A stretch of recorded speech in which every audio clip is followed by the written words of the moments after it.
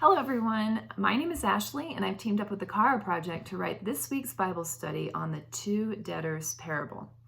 I want to take a few minutes and just discuss the building blocks of context, history, author, reading the passage, and applying it to our lives. The goal is to set the stage in what's going on outside the passage, and this is crucial in understanding and unpacking these biblical truths.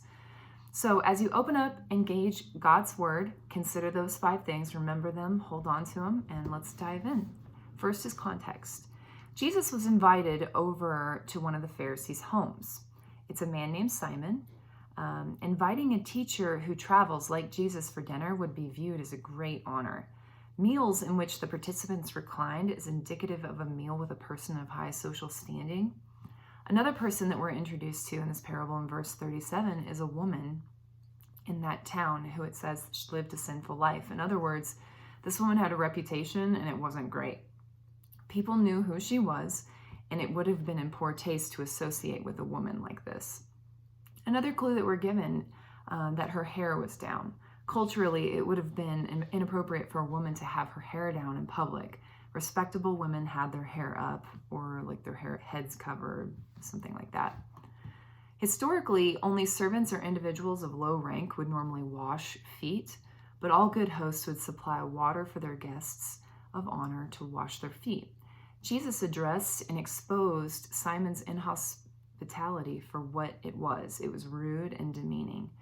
Greeting a teacher with a kiss and providing a guest oil for him to anoint his head were basic courtesies, which Simon denied his guest.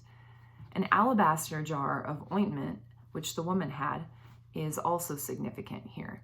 In ancient Jewish culture, items like these are incredibly costly.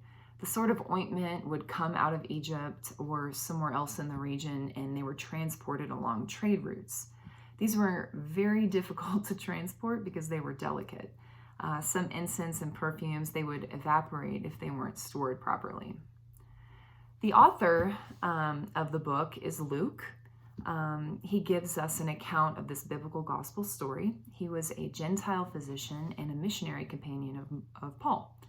Luke's account was constructed by interviewing and documenting eyewitness accounts. It was believed that Luke went around interviewing and constructing the gospel during one of the times that Paul was imprisoned for sharing his faith. He wrote it during, I would say they estimate maybe 60 to 80 AD. Luke presents Jesus as the Messiah, the Lord whose life, death, and resurrection makes salvation available to all people everywhere. So when I'm reading a passage, I focus on 3 questions. What is the text saying? What does the text mean? And how does this apply to my life, or what does this mean to me?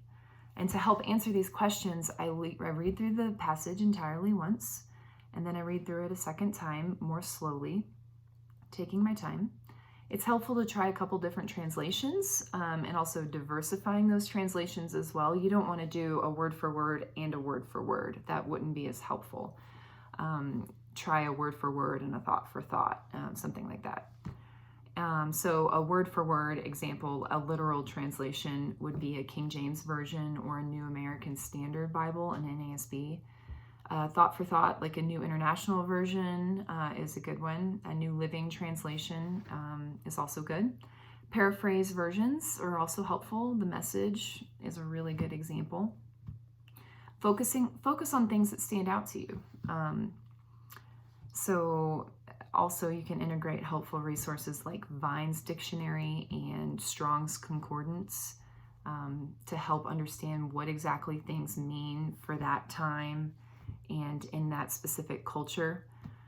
The CharaProject.com is an excellent resource under their content library, recommended resources.